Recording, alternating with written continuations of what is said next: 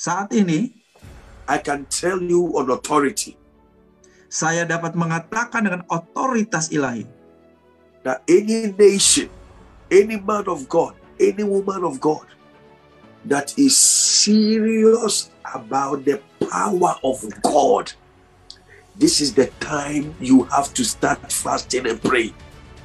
siapapun pribadi-pribadi atau satu bangsa yang serius untuk mengalami kuasa ilahi, ini waktunya untuk kamu ngambil waktu untuk berdoa dan berpuasa. Because of the events that is happening in the world. Sebab ini event yang sedang terjadi di seluruh dunia ini, kita meresponi apa yang sedang terjadi di dunia ini. I don't know about Indonesia, Saya tidak terlalu tahu mengenai Indonesia, but I know this. tapi ini yang saya There tahu, is a revival coming. bahwa akan ada revival terjadi di Indonesia. And I see revivalists, healing evangelists breaking out of Indonesia to all over the world. Wow, saya dapat melihat revivalist, evangelis akan muncul dari Indonesia kepada bangsa-bangsa. I see it happening. Saya melihat ini terjadi. The perspective of the end time. Pandangan atau sudut pandang mengenai hari terakhir. The perspective of revival. Sudut pandang mengenai kebenaran rohani. The perspective of apostolic leadership. Sudut pandang mengenai kepemimpinan kerasulan apostolik. New leaders of the future are born today. Dengar baik, bahwa pemimpin-pemimpin baru bagi sebuah masa depan sedang lahir hari-hari ini. The number 4 perspective is prayer revival. Perspektif yang keempat adalah sudut pandang doa.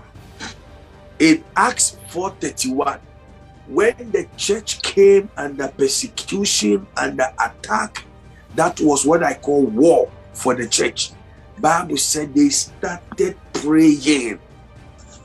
Ya, ketika gereja sedang mengalami penganiaya atau penderitaan pada waktu itu, dicatat di dalam Kisah Rasul 4, gereja berdoa sangat hebat sekali waktu.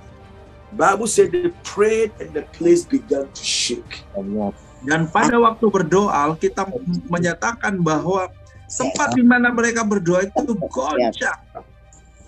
So God is raising a new prayer generation. Dengar baik, Tuhan hari ini sedang membangkitkan generasi baru para pendoa. Men and women who will invest in the spiritual resources of prayer. Orang-orang yang akan menginvestasi sumber-sumber rohani melalui doa mereka. They are intercessors. Mereka adalah para pendoa syafaat. They intercede for nations. They intercede for leaders. Mereka berdoa bersyafaat untuk bangsa, untuk para pemimpin. They intercede for churches. Mereka berdoa untuk gereja-gereja. They pray into the spiritual territories where new things must be born. Mereka berdoa bagi setiap teritori supaya lahir muncul gereja-gereja baru di sana. For instance, in Indonesia, untuk Indonesia, we have to pray for Jakarta than ever before. Maksudnya adalah kita mesti berdoa buat Jakarta lebih daripada sebelumnya yang kita lakukan. Jadi doa yang luar biasa buat Jakarta. Because on the prophetic map of God, ya, sebab ada satu peta profetik untuk peta profetik Allah. It will become one of the centers of world revival. Jakarta ini juga akan menjadi sebuah pusat kebenaran rohani. There will be many major other places, but Jakarta one of the centers. Tentu akan ada beberapa tempat di Indonesia, tetapi salah satunya yang menjadi major revival adalah Jakarta.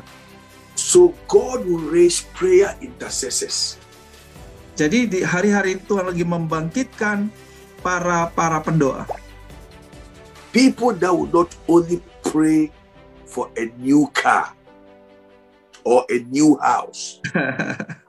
Orang-orang yang bukan hanya berdoa untuk sebuah mobil baru atau sebuah rumah baru. They will not just pray for breakthroughs.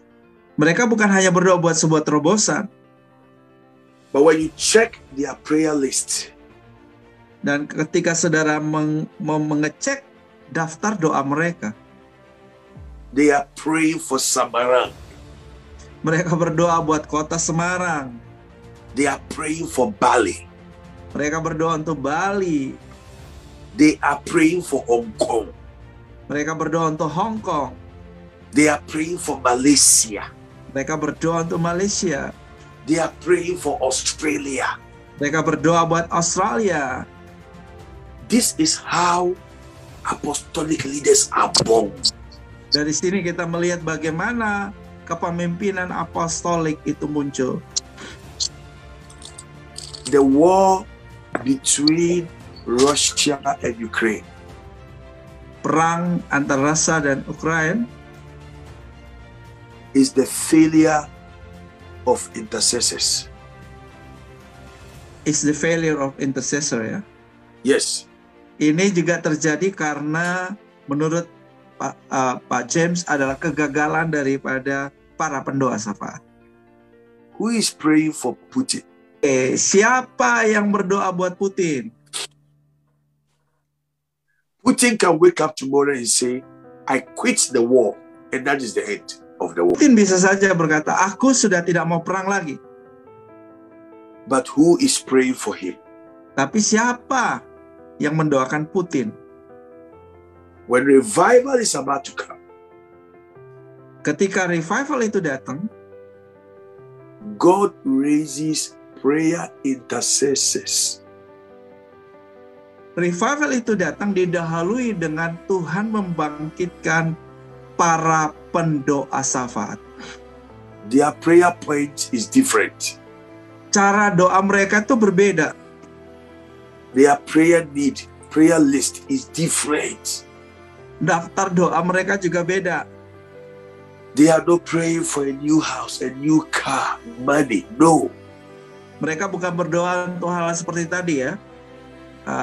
Hanya untuk mendapat uang atau rumah atau mobil gitu, ya. They are praying for souls. Mereka mendoakan jiwa-jiwa. They are praying for great harvest.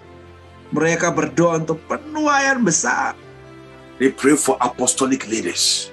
Mereka berdoa untuk kepemimpinan apostolik.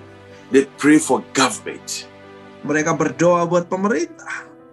They pray for ministers of provinces. Mereka berdoa buat para pelayan-pelayan, para nabi-nabinya Tuhan. They pray for teachers, local government. Mereka berdoa buat para guru. These are the people that represent the revival. Nah, ini adalah orang-orang yang merepresentasi sebuah kebenaran rohani. Very powerful. Sangat dahsyat. Very massive. Sangat besar. In the midst of the instability we see around the world, di tengah ketidakstabilan seluruh dunia hari ini, God can move beyond where the war is and come to another country and then raise revivalists there. Wow.